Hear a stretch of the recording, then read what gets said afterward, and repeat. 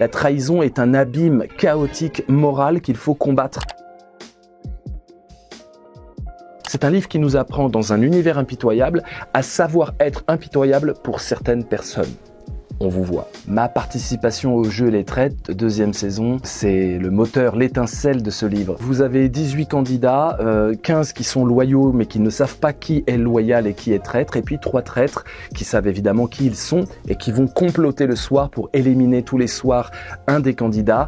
J'avais pas la trahison en tête et puis j'ai été plongé dans cette expérience de déduction sociale avec des caméras, avec son image qui est en jeu.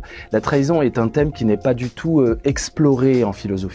Il y a très peu de choses, alors qu'on y pense quasiment toutes les semaines. On a peur d'être trahi, on s'organise pour trahir ou ne pas trahir. C'est notre obsession commune, non interrogée par la philosophie. Alors ce qui est passionnant avec ce thème, c'est qu'il est à la croisée, bien sûr, de la philosophie, de la politique, de la psychologie, de l'intime. Il y a 60 milliards de mécanismes pour être amené à trahir quelqu'un. C'est pas juste un trahi et un traître, la trahison. En fait, ça se joue à 3.